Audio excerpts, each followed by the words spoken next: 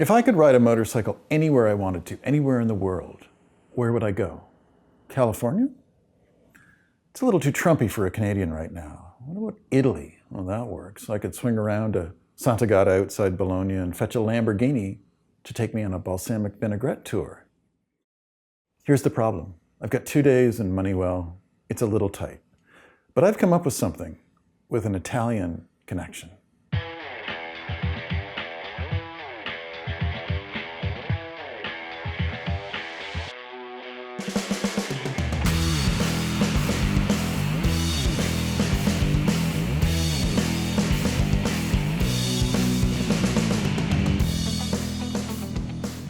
El Camino is brought to you by Yamaha, revs your heart. Importations Thibault, distributor of power sports parts and accessories. And by GP Bikes, Canada's power sports authority.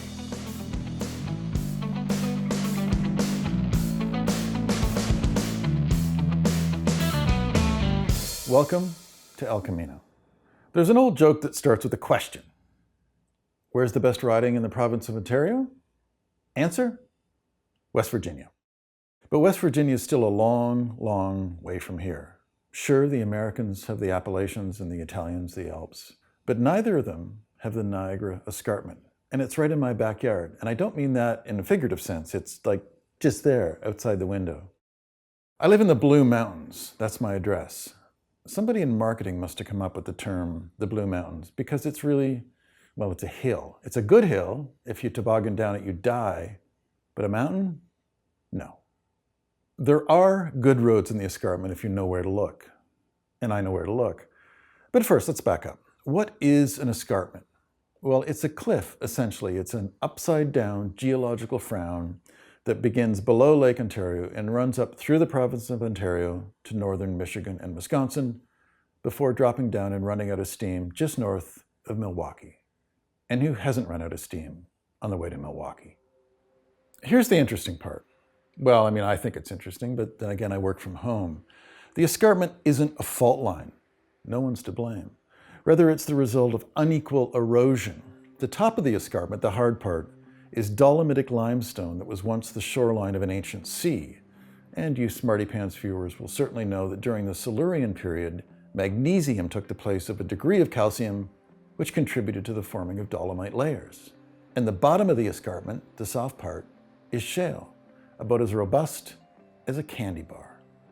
The flashiest part of the escarpment is, without question, Niagara Falls, which became so high because rushing water further eroded the shale. And Niagara Falls is our destination, but let's start at the beginning. And for us, that means the town of Owens Sound on the shores of Georgian Bay.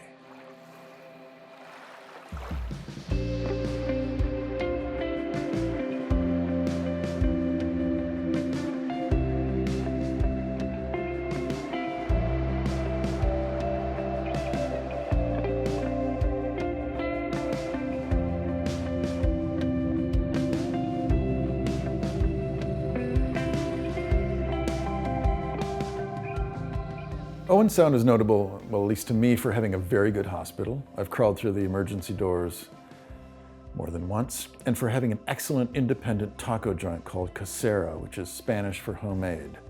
Have a margarita, or 8.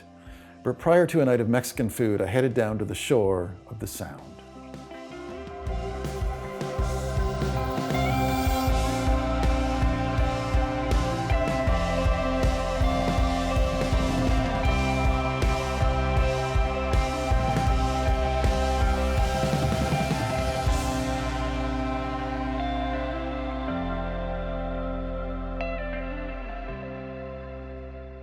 Ducks. Ducks are seasonal monogamous. After a few margaritas, they hook up until the kids are born, and then the men go to Florida and are never heard from again. Just like my Uncle Jerry. The reason I like ducks is that they're not Canada geese, who, due to perpetual incontinence, have all the charm of turkey vultures. Mind your step. As dusk began to fall, I headed to the Best Western, where I was upgraded to a massive room with a view of the water. And because working from home means I never get to attend meetings, I took advantage of the boardroom table and staged a conference. Grievances were aired, Accusations were hurled like a pickleball, feelings were hurt, and ultimately, peace offerings were made, and the night ended with tacos for all. This segment is brought to you by Yamaha. Welcome back to El Camino. There's nothing about an October morning that 10 degrees couldn't fix. Unfortunately, that's not in the cards. Off the top, I promised an Italian connection. And it's this, my Ducati 900 SS that I resurrected last year in Season 2 of El Camino.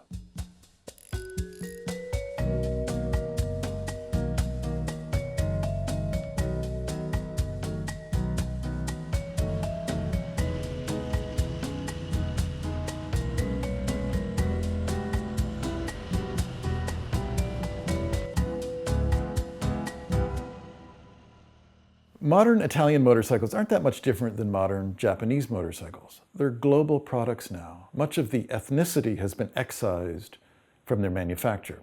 Now, grumpy old guys complain about things like this, but it's good. It means you can ride an American or an Italian or a German motorcycle, and it'll get you home. But older motorcycles from countries like Italy are different. They're very much analog, and this old Ducati has a soundtrack worthy of John Coltrane on vinyl. Except the Ducati won't start. The problem is this thing. It's called a Sprag clutch, and it's the intermediary between the starter and the engine. If the Sprag clutch is in the mood, the starter spins the engine. If it's not, it doesn't. But that's not all. Ducatis do not like the cold or the damp. And today is cold and damp. And my bike had its stock carburetors. Oh, by the way, if you're under 25, Google carburetor. It had its stock carburetors replaced with racing carburetors without choke circuits. When the bike is warm, it's never an issue. But to get the bike warm, you have to start the bike. I like to see if I had anything in the toolkit to threaten the Ducati. The drumsticks did absolutely nothing. I'm not packing them again.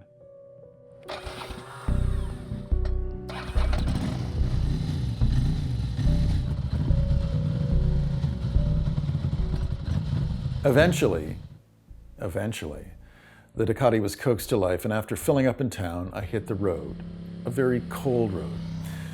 Note that I didn't use the word chilly. 14 degrees is chilly. 4 degrees, well, that's cold.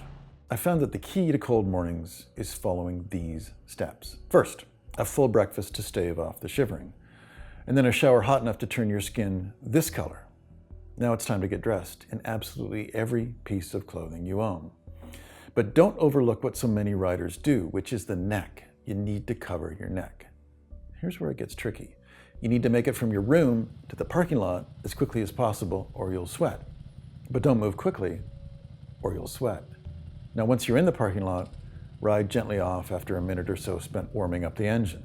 The heat stored in your body tricks you into believing it's not that cold. At least that's my hope.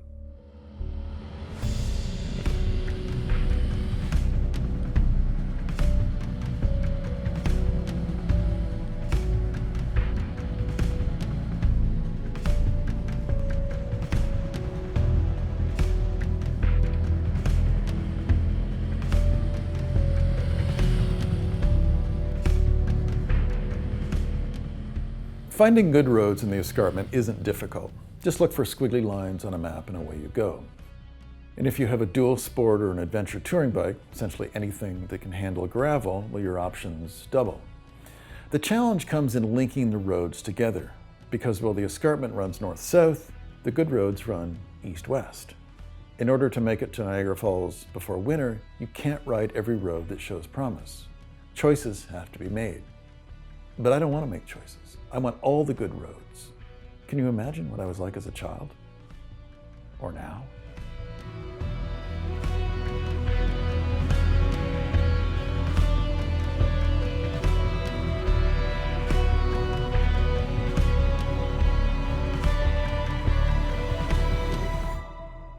One of the great aspects of riding the escarpment is that there's no shortage of really great coffee shops. The village of Creemore has a few. I'm partial to the Bank Cafe. And to get to Creemore, make sure you take road number 9 in from the west. Now, farther south in the Hockley Valley Road, there's the Hockley General Store. But just know that general store, in this context, means sourdough bread and Chardonnay. not rubber boots and fishing line. I hate riding in the cold. Of course, no one does, and I just don't have the tolerance for it. And I've never owned a motorcycle with enough weather protection to make it tolerable. I really wanted to install heated hand grips on the Ducati, but the electrical system is too weak to run them. One of these days, I'll catch up to contemporary society. One of these days.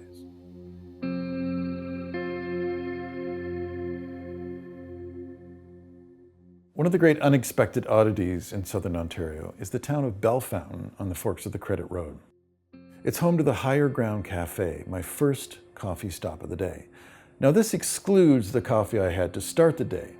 We don't count the first coffee, as it's what I think of as a foundational beverage. I've got a system, it's entirely non-scientific. If the masses are too infatuated with conspiracy theories to trust science, well then I guess it's okay for me too.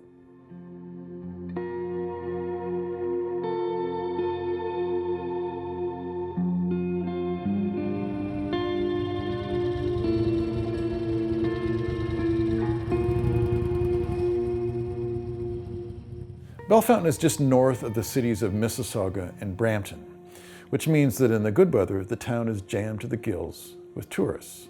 And as anyone who's ever lived in a tourist town can tell you, it's the sword with two edges. Tourists are necessary for local businesses and the economy, but tourists act like tourists, and I'm no different. I make U-turns and lollygag along looking for trout in the streams or birds in the sky. Or I ride with too much vigor and all the tourists get in my way, and I wish they'd all just go home. Excepting me, of course.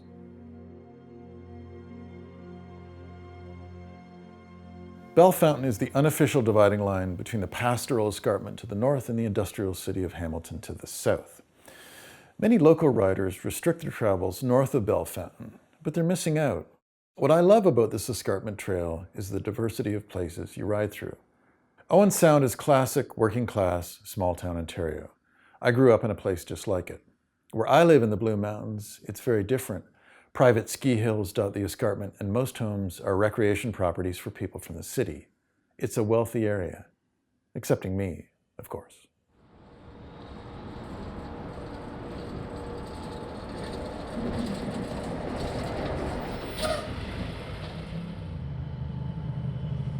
Hamilton, the city, not the musical, is where the escarpment takes on a heavy dose of grit. It's Canada's home for steel mills and manufacturing. But don't dismiss the hammer, as it's mostly affectionately called. Hamilton has a thriving scene created in part from people who couldn't afford to buy houses in Toronto, but could afford Hamilton. And because space is affordable, you get galleries and mid-century modern furniture shops and good restaurants and, yes, proper coffee shops not named after dead hockey players.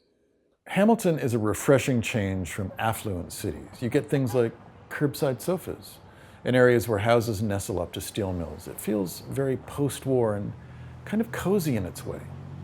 Hamilton has two great steel producers, Stelco and Dofasco. And Hamilton's skyline, it's stunning. Giant smokestacks tower over top Lake Ontario, and flames belch into the night sky. For the purpose of this trip, I'm on vacation, remember, I'll overlook the environmental ramifications of steel production and think of it instead as great theater, like Hamilton, the musical. Too much time spent noodling around Hamilton has put me behind schedule.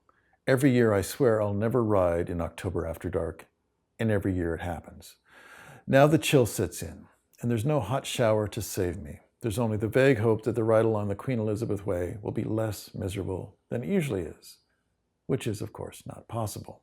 I hunker down as best I can beneath the Ducati's little windscreen and dream of my destination, the Niagara Falls Best Western, and dinner and bed. This segment is brought to you by Best Western Hotels and Resorts.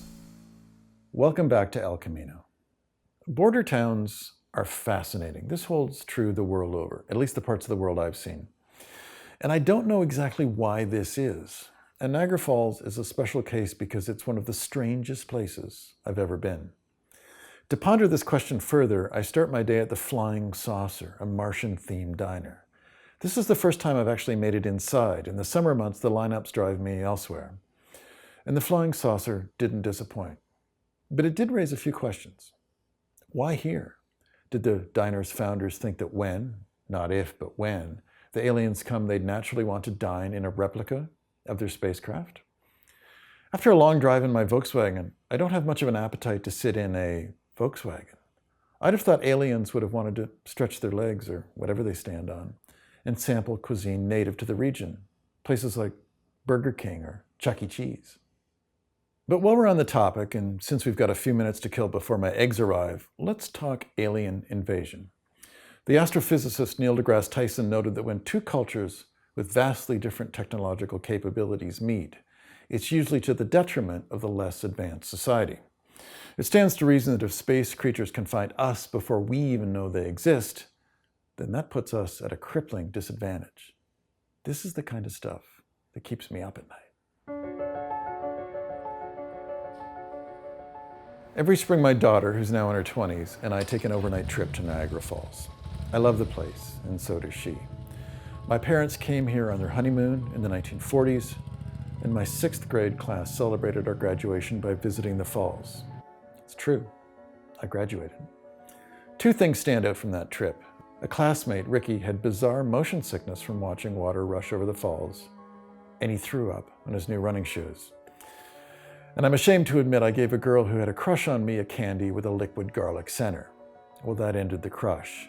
Tracy, if you're watching, forgive me.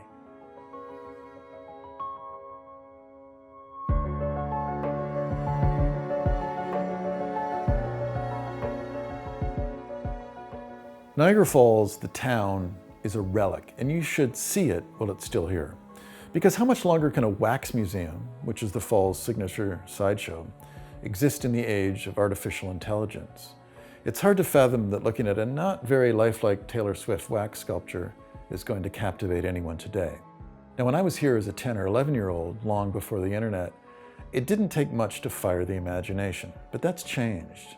Niagara Falls is full-on kitsch, a remnant of a time quickly fading. It's nostalgic, and it doesn't even know it. That's the best kind of nostalgia.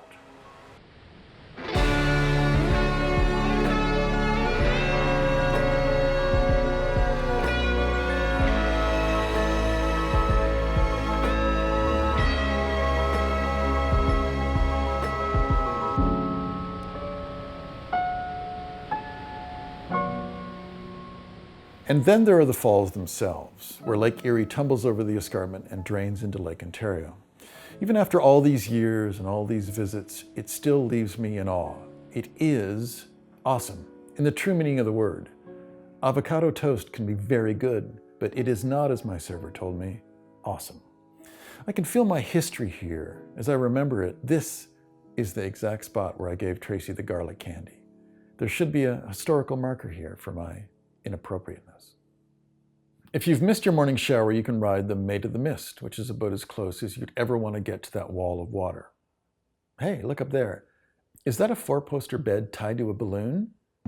Must have been quite a night. This segment is brought to you by GP Bikes. Welcome back to El Camino. The first settlers in the area, about 13,000 years ago, were undoubtedly impressed by the falls, as were the people of the Seneca Nation about 1,000 years ago. They saw the power in the falls and told stories as a way to make sense of it. They imagined a perpetual struggle between forces of darkness, represented by horned serpents who lived under the waters, who clashed with benevolent thunder beings who lived behind the falls, and who protected humans from the nasty serpents, who were giant. If you're making up stories, you may as well make the villains giant. Here's my favorite tale. A serpent swimming upstream was struck by a lightning bolt thrown by a thunder being. The serpent was killed and the currents carried the body to the very precipice of the falls. But it didn't go over because the horns and tail snagged on the rocks, as they tend to do. As the body atrophied, it solidified in the shape of an arch, hence the Horseshoe Falls, which really should be called the Serpent Falls. It can also be explained by simple erosion, but where's the romance in that? And Niagara Falls isn't static, it's always moving. 13,000 years ago, when those first peoples came across the falls, it was 9 kilometers downstream. Rust never sleeps, and erosion never takes the weekend off.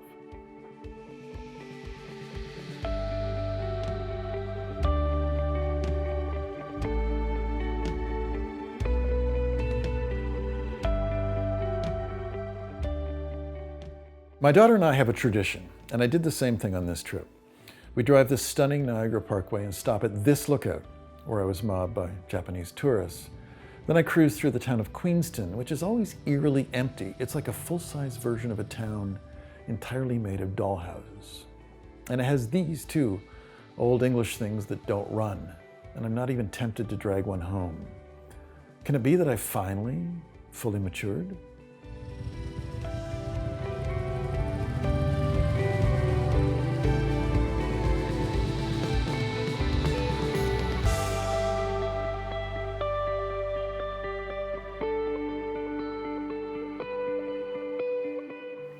My last stop is Niagara in the Lake. It's as touristy as Disneyland and as sugary sweet as the fudge that's sold in every second store. But it's a beautiful place with a very good coffee shop named after French writer and playwright Henri de Balzac. Now, if you didn't know the backstory, you may be tempted to think it's just another pretentious coffee shop assuming the name of a dead writer to add a little cachet. Not so. Balzac, who died in the middle of the 19th century, would write from 1 a.m. to 8 a.m. every night. And while he loved not having distractions, no phone calls, no faxes, he drank 50 cups of black coffee every writing session to stay awake. And he died at age 51 of what is believed to have been caffeine poisoning. But I'm not nervous. I'm down to 30 cups a day. My immortality is a given. Thank you for watching El Camino.